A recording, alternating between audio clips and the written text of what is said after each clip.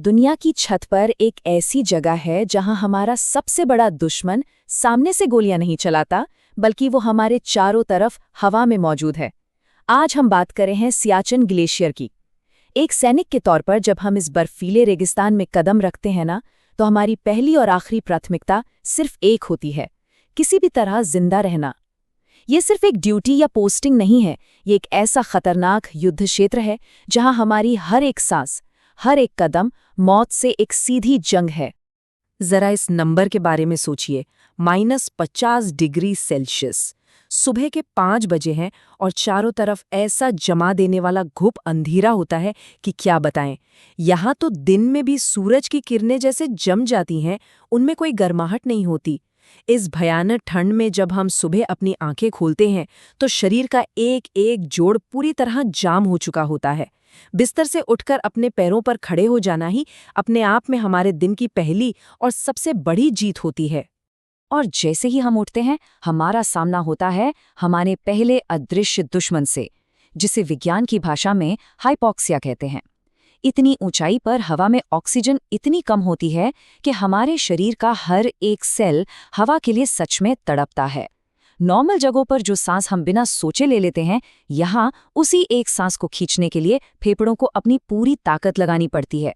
ये एक ऐसा थका देने वाला संघर्ष है जो 24 घंटे हर पल चलता रहता है। यही वजह है कि इसे दुनिया का सबसे खतरनाक युद्ध क्षेत्र यानी वर्ल्ड्स डेडलीस्ट बैटलफील्ड कहा जाता है। आइए देखते हैं कि यहाँ हमारा एक आम दिन कैसा बीतता है। सुबह 5 बजे, जैसा मैंने कहा, हम उस कंपा देने वाले अंधेरे में उठते हैं। दोपहर 12 बजे तक हमारी पूरी एनर्जी सिर्फ एक घूंट पानी और थोड़े से खाने का इंतजाम करने में निकल जाती है। और फिर जब रात के 11 बजते हैं तो शुरू होती है वो खौफनाक, खामोश रात। हर एक घंटा, हर एक मिनट यहाँ सर्वाइवल की एक बहुत ही सोची समझी लड़ाई है। चलिए अब समझते हैं शरीर को जमाने वाले उस विज्ञान को, the science of freezing bodies. यहाँ एक और बहुत बड़ा साइंटिफिक खतरा है, हाइपोथर्मिया। ये वो स्थिति है जब शरीर का कोर टेम्परेचर अचानक से बहुत तेजी से गिरने लगता है। सबसे पहले हाथ पैर सुन पड़ते हैं और फिर शरीर पूरी तरह जवाब देने लगता है। यहाँ प्रकृति कोई गलती माफ नहीं करती। अगर हम थक कर बर्फ पर एक पल के लिए भी बिना पूरी सुरक्षा के बैठ गए और आंख लग गई, तो वो नींद हमेशा हमेशा के लिए एक गहरी नींद में बदल सकती है। अब बात करते हैं इस भयानक बर्फ में जीने के संघर्ष की, यानी हमारे struggle to survive in snow. और ये संघर्ष कितना असली है, इसका अंदाजा इसी बात से लगाया जा सकता है कि यहाँ पीने का पानी तक लिक्विड फॉर्म में नहीं मिलता। हमें एक बहुत ही थकाऊ प्रोसेस से गुजरना पड़ता है। सबसे पहले बर्फ के ठोस पत्थर जैसे टुकड़ों को कुल्हाड़ी से काटना पड़ता है। फिर हमारे पास जो बहुत थोड़ा सा और बेशकीमती फ्यूल होता है, उस पर इस बर्फ को पिघलाना पड़ता है। और सबसे बड़ी बात, पानी बनते ही उसे तुरंत पीना होता है, क्योंकि अगर कुछ सेकंड भी रुके तो वो वापस जमकर पत्थर बन जाएगा।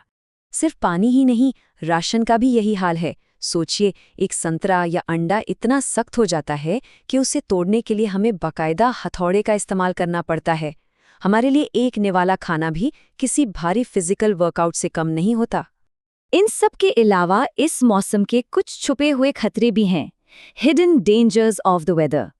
ग्लेशियर की इस सफ़ेद चादर के नीचे एक बहुत ही डरावना जाल बिछा है, क्रेवास यानी बर्फ की दरारें।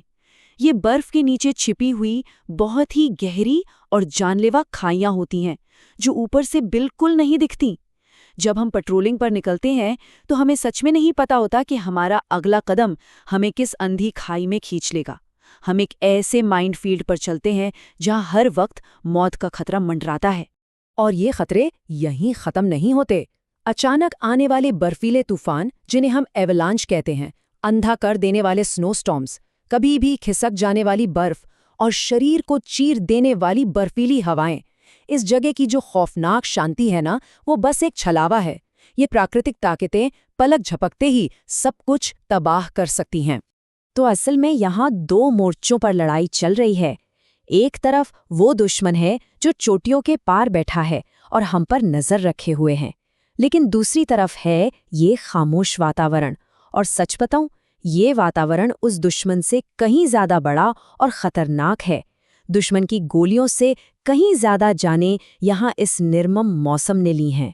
शायद इसीलिए सियाचिन को डेथ विदाउट वॉर कहा जाता है। बिना युद्ध के मौत की जगह। ये हमारे लिए एक बहुत ही दर्दनाक सच्चाई है। हमारे कई साथी जवान बिना एक भी गोली चले सिर्फ इस खतरनाक मौसम, ऑक्सीजन की कमी या हाइपोथर्मिया से लड़ते लड़ते चुपचाप शहीद हो जाते हैं। यहाँ का तो युद्ध क्षेत्र ही सबसे बड़ा और घातक हथियार है। अब आते हैं एक और बहुत गहरे पहलू पर, यहाँ का अकेलापन और खामोश रातें। जब कोई साथी जवान कहता है ना कि माँ की आवाज़ सुने महीनों हो गए, बस यादों के सहारे जी रहा हूँ, तो यकीन मानिए ये दर्द उस -50 डिग्री की ठंड से भी कहीं ज़्यादा गहरा चुभता है। इस अंतहीन सफ़ेद वीराने में अपने परिवार से मीलों दूर होने का एहसास इंसान को अंदर से खाली कर देता है। हमारी सबसे बड़ी परीक्षा सिर्फ शरीर को गर्म रखने की नहीं है, बल्कि इस भयानक अकेलेपन में अपनी यादों के सहारे अपने दिमाग को शांत रखने की है। और जब पूरी तरह से अंधेरी रात होती है तो ये अकेलापन डराने लगता है। तापमान तो गिरता ही है, लेकिन इस सन्नाटे में हवा की आवाज़ किसी चीख की तरह लगने लगती है। अचानक दूर कहीं बर्फ की टूटने की तेज़ आवाज़ आती है, जो दिल दहला देती है। और इस खौफनाक सन्नाटे में हमें जो चीज़ सबसे साफ सुनाई देती है, वो है हमारी खुद की तेज़ घबराई हुई धड़कन। हम ये सब सहते हैं सिर्फ इसलिए ताकि हमारा देश चैन की नींद सो सके। लेकिन सोचने वाली बात यह है कि जब सिर्फ जिंदा रहने के लिए ही इंसान को अपनी सहन शक्ति की सारी हदें पार करनी पड़े, तो असल में इंसानियत के लिए सच्चा बलिदान कैसा दिखता है।